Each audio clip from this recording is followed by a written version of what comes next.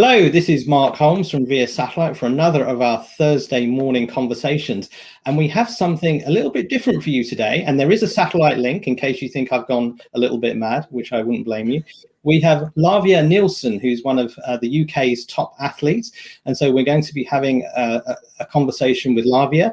But we also have Kyle Whitehill, the CEO of Avanti, and talking about a very interesting partnership between Avanti and Laviai. So we'll get onto that in a bit. But Laviai, tell us a little bit. Tell us a little bit about how your preparations are going, and what has it been like to be an athlete over the last year? Yeah, it's been very, very interesting. I feel like a completely different athlete. I feel like COVID and the pandemic and lockdown and everything has taught me so much about myself. I'm about 5.5 weeks away from opening my season, which is very, very exciting. I feel like it's been a very sort of long time between sort of my last championship campaign and then the Olympic campaign this year. Preparation has gone well. I can't complain. I'm probably in the best shape that I've ever been in, which is really, really exciting. But in terms of the past year, it's been challenging to say the least. I felt like I've had to massively adapt week on week, and we're just sort of taking it day by day. But yeah, COVID has taught me so much, and I think I have a lot of lessons to take into this season. But very, very excited to get started. And we recently just had the European Indoor Championships, which was the first championships that the sport has had in about 15 months. So to be able to watch that on my television screen, unfortunately I didn't go, but to be able to watch that on my television screen just gave me so much confidence for the season ahead. You know, a lot of people are still asking me if the Olympics are going to go ahead and whether we're going to have a season. So to see that on the TV screen was really, really reassuring, and got me really excited to start competing soon. I have to ask about the Olympics, because it seems that it changes. It now seems maybe that it'll take place, but maybe not international fans and visitors. And what your thoughts on that are? Yeah, so we're kept in constant communication with the IOC over in Switzerland, but also the local organising committee in Japan. So the recent news I think came out this week was that there will be no crowds, which was sort of a given. I think we were all expecting that. And then we're in constant communication with Team GB and the British Olympic Association. And I think there's some news about the village. So of course, that's a massive aspect of the Olympic Games. Some of us were thinking maybe there won't be a village, and then there'll be sort of social bubbles between countries. But we've been told that there will be a village, but that we won't be able to stay there for as long as we usually would. So I think you usually go about 2 weeks before your competition, whereas now we're told we can actually only go in 5 days before our event. So that becomes very difficult, because in athletics there's about 20 different events. So 5 days before, and then we have to leave 48 hours after. So very strict rules. But I think Team GB are hoping that we will go to a nearby city, go to Yokohama for a holding camp. So I'm confident that they'll go ahead, albeit adapted, but it'll be really exciting nonetheless. And will you be doing the 400 meters and the relay? Are they correct? Hopefully. The qualification process is twofold. So you have to run a certain time standard, which I've ticked off, and then this summer hopefully go to the British trials and come first or second. That will secure my spot. Excellent. And do you think, it's sort of interesting when you watch sports without crowds, and we've seen a number of sports without crowds. Do you think it potentially it levels things up in any way? Do you think we maybe get more sort of surprise results in athletics that perhaps you wouldn't get if there was like a full stadium? It's been strange. So I feel like most of us are actually quite used to competing without crowds. 2020 was a very strange year competitively. I think there's a stadium that I love in Stockholm. It's one of the oldest Olympic stadiums in the world, and I love competing there, usually because the crowd is so close and it really does lift you up. The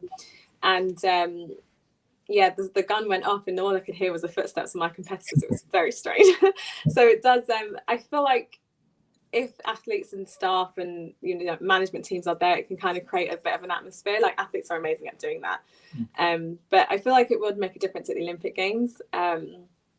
That's really when you want to be in your peak shape and really bring out the best performance. And so we'll see what it's like. And the last World Championships we had were in Doha, where the crowds were hardly ever there, just because of the nature of the sport in that country. So I think we are quite used to it. So it'll be okay. I don't know if you can share with us your actual aspirations in terms of Tokyo. What would be a good, I mean, aside from competing and actually being able to compete and enjoying competing, do you have any sort of targets for what you hope to achieve there? Yeah, I've got a few goals in my mind. So I would hope to make the Olympic final. That would be a dream come true. From a British standpoint, I was one of the first women to break 51 seconds in about 4 or 5 years. And it's been about 8 years since someone has broken 50 seconds. So I'm hoping to break 50 seconds this year. That would be a huge goal. I think only 5 British women have ever done it before. So hoping, fingers crossed, to be the 6th woman. And that would put me in a good place. I think once you make the final, anything could happen. We've seen it so many times that once you're there and the adrenaline and everything, excitement, and that's when you're in your peak shape, anything can happen. So yeah, the goal in my head the whole winter has been to make the Olympic final. Fantastic. And do you believe, I mean, in terms of, and again, I don't know 400-meter athletes that well, so I apologize for any ignorance. I'll educate you. Everything about 400. In terms of when your potential peak is as an athlete, do you still feel there's a lot more to come, that, you know, maybe in the next 2 or 3 years you're going to take maybe a big step up? And I mean, how do you sort of see, like, when you feel your peak will be as an athlete? So on average, it's usually towards your late 20s. It takes, especially in the 400, takes ages to build that stamina, the speed, the power that you need. I turned 25 this weekend, and I feel like I'm actually coming into sort of my peak shape. I feel, especially in the past year, that everything has sort of fallen into place. My team is amazing, and they've really worked hard to step up my speed and everything this year. So, and I'm really starting to learn the event, really becoming aware of, you know, what works for me and what I need to do to run a faster time. So yeah, I think this year, I always assume that this would be my first Olympic Games, and I'd go on to do 2 more, so hopefully 2024 and 28. So yeah, I feel like, you know, it would be a good opportunity and a good experience to go to this Olympic Games, and obviously I'd want to do the best that I can, but I do feel that my best is yet to come in the next few years, and I think this is it feels almost like a starting point and a new beginning. Fantastic. Before we get onto the partnership with Avanti, we, as Carl knows, we often, with these conversations, like talk a little bit about what people have been doing away from lockdown and what music they've been listening to, what dramas they've been watching. So, Laviai, what's is anything on Netflix or normal TV that you particularly enjoyed? Any movies, dramas? What's any recommendations for us? It's been really strange. I've gone back to watching things from ages ago. So I started watching Grey's Anatomy at the start of lockdown because I was like, there's 15 seasons, so I could probably that will get me through lockdown, which I love. And I've also really strangely started watching MTV Catfish, which and the only reason is because I love it. It's just so much fun. And the 2 hosts started recording it over Zoom, and I thought, what a great opportunity to start doing that when everyone else is on Zoom. And that was really, really creative, so I really love doing that. But other than that, like I pretty much kept the same training schedule, so I feel like I never had that sort of break away from work, so things sort of carried on as normal, I guess, for me, apart from adapting a few things. So wow, yeah. We've not heard MTV Catfish mentioned before. Oh, it's brilliant. I'd highly recommend. There'll be a few people in our industry Googling that now. In terms of music, what sort of music do you like? Do you have any particular favourite artists or? Yeah, Tame Impala got me through lockdown pretty much. Okay. Love Tame Impala. Yeah, I got such an array of different music genres with different tastes. Yeah, I couldn't tell you off the top of my head. I'll have to look through my playlists. No worries. Well, let's get Kyle into the conversation now, because obviously one of the reasons we're able to talk to you today was we saw the announcement last week of the 2 of you getting to Avanti and you getting together in this partnership. Kyle, tell us a little bit. I mean, I get thousands of press releases, and this one really stood out to me. How did the partnership come about? Can you tell us a little bit of the background of it? Yeah, sure. So, I mean, first of all, what I'd like to point out that I was the Scottish under-16 javelin champion back in 1978. So I think my credentials around the kind of like elite athlete level are well established. This started for me back in 2017 when we started sponsoring Akani Simbini, the South African sprinter. Okay. And it was all about speed and resilience and we liked fast as well. And then I went to see the Muller Games back in summer of 2019. That was the first athletics event I'd been at for like years and years and years, really enjoyed that. And then it really triggered when Black Lives Matter happened back in 2020. And it was such a shock because, you know, many of us were conscious of racism, but the explosion that came from the George Floyd thing and the escalation of the Black Lives Matters. And one of the conversations we'd had internally was that everybody rushed out to talk about it and say they condemned racism and, you know, that kind of stuff. And I was quite quiet about it because I was listening to what people were saying. And so we decided eventually towards the middle to end of last year that we wanted to say something, we wanted to have a platform. But I just felt at that point that a white middle-aged male having a voice, and this one wasn't as powerful. So I asked if Akani Simbini and Isaac Chamberlain, the boxer, would also help us with that. And we didn't have a female voice, so we asked someone to find us a strong female voice, and we got really lucky because he found Laviai. And I met her sort of I think it was around mid of last year. And so Lavia's done 2 or 3 things for us internally.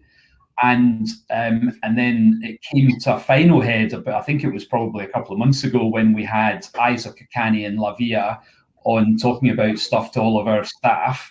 And afterwards I said to my team, I would like her to be the spokesperson for Avanti going forward, because yes, she's a very talented athlete, but also Laviai has some very strong opinions and takes no crap off me and makes sure that I'm very clear about what's right or wrong in her opinion. And I think that's really important nowadays, that someone who's got strong opinions and a young person from a different type of background from ours has a voice.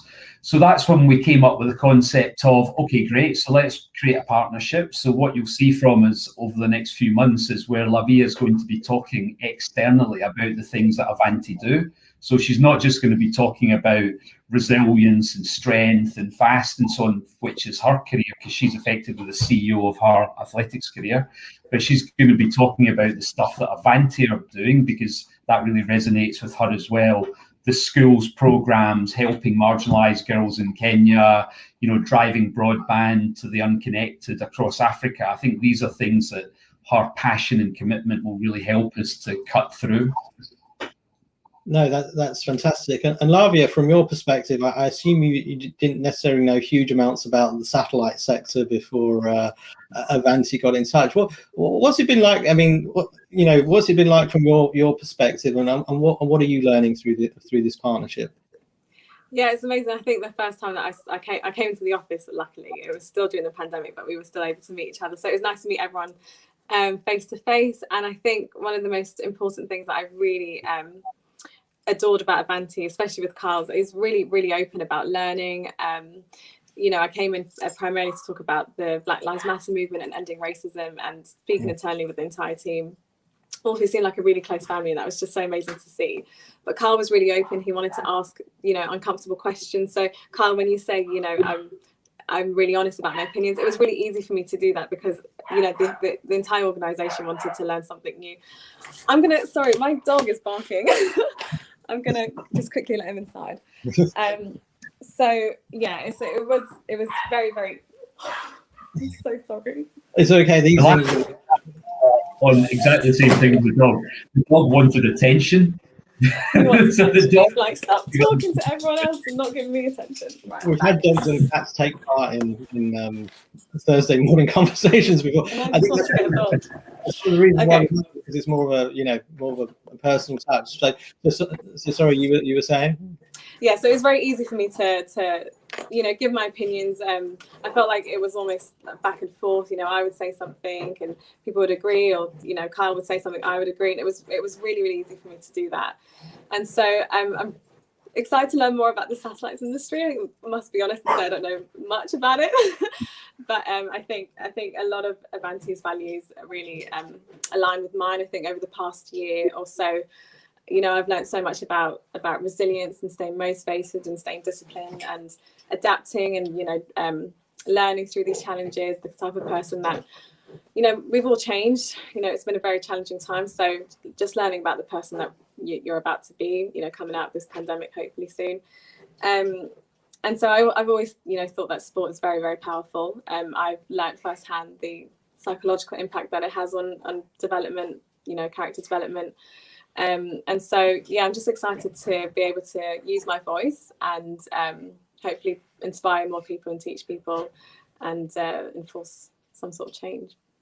I think that's great. If there's one thing I feel this industry needs, it needs more role models, and it needs to get more young people involved. And there's a lot more to the space industry than being an astronaut. And there's many great careers. And I think, you know, it's great because you know, as Carl says, you know, for many years, I think the industry has struggled to attract young people to join because it hasn't done a great job in saying there's multiple careers within the industry. And I think also, I mean, you talked about the political movement, and one of the great things about the satellite industry is it really does aim to sort of level up society by bringing connectivity to villages. So, you know, young girls, young boys in remote villages can have access to the same technologies that we take for granted, and that they can build their knowledge and they can take part in a global community. So no, I really commend you. I think it's great. It's a fantastic partnership. So what's next for it? I mean, you know, you've announced it. You've given some talks to Avanti employees, one or two things. Where does it go from here? Shall I answer that? Yeah. So where it goes from here is that we're now creating a set of, let's call them mini podcasts. So Laviai will be the presenter for the podcast, where probably we'll pick, like, for example, now that we have a huge rural rollout in Nigeria going on right now, multiple thousand sites with MTN connecting villages that have never had access to technology. So Laviai would be let's call it the presenter for that. We've got the I'm Language Schools program in Kenya that we want to bring alive. So there's stuff that this year that we want her to be the person who's going to be talking about it. We'd love that to be physical as well, because we all want to travel, right? So we all want to get on the plane to Nigeria. We want to get back on the plane to Kenya. And I think that's something that I've always been really passionate about, is when someone like Laviai, because Laviai does other stuff to help the world already, right, as an ambassador. And I think when you see someone who's an iconic role model talking about, wow, I'm standing in a small village in Nigeria, and it's the first day that they've had access to mobility and they can make a phone call, and the change of tone in the village is like, I mean, it's unbelievable. So many times when I was in Vodafone, I saw that same thing. And I think that her passion and commitment and excitement and enthusiasm will help us bring that to life. Excellent. Laviai, one question I wanted to ask is, I mean, you talked about we talked about the Black Lives Matter, the George Floyd, we've talked about the pandemic. Did you sort of feel at some point over last year that you felt you wanted to sort of raise your voice even more, and there was more that you felt you wanted to do in order to bring about some of the change we all want to see? Yeah, it was around the Black Lives Matter movement. It was very, very difficult for me. I shared quite a few things on my social media and got quite a positive response from that. But I, a bit like Kyle, decided not to share anything personally. I found it very difficult, especially being from a mixed race background, you know, not quite black enough and not quite white enough. It was a very difficult time for me to sort of navigate. But then, you know, when I came to Avanti the first time, I think a lot of people could resonate with that.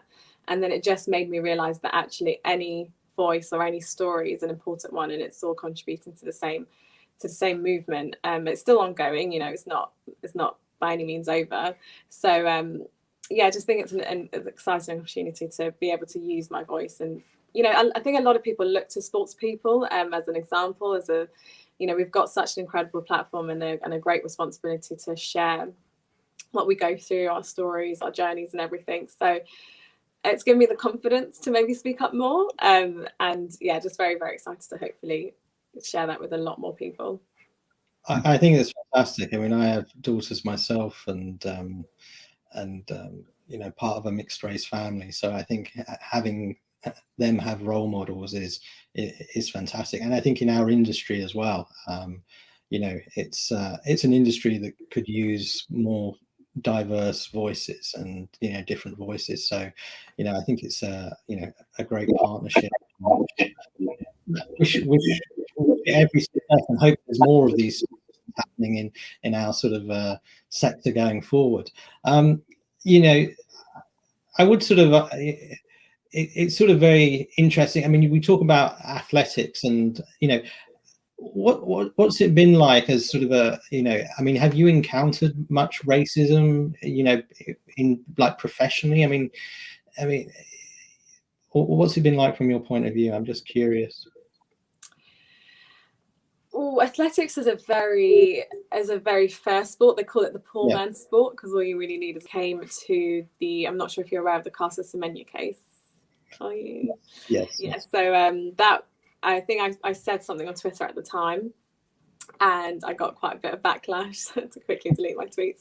And it was, there's a lot of heated conversations, a lot of it surrounding racism and whether, she was a white athlete from a Western country, whether she'd be going through the same thing. And I think that kind of opened a lot of people's eyes to not the sport itself. I think the people in the sport are amazing, but when it comes to management roles and people at the top, who are we hiring? Who are the people? Do we have enough diversity up there? And is it trickling down, quite fair? I think also my coach, she's a Black female. She is always one to share experiences of not getting job roles or not being able to get the same experiences or opportunities. And so, and she's 53 years old. So I think she's gone through quite a journey. She was competing in the 90s and the early 2000s, and she's seen a lot of change, but it's quite not where she would want it to be. And I can agree with that. I think even within the UK, you look at the people who are at the top, and we've only recently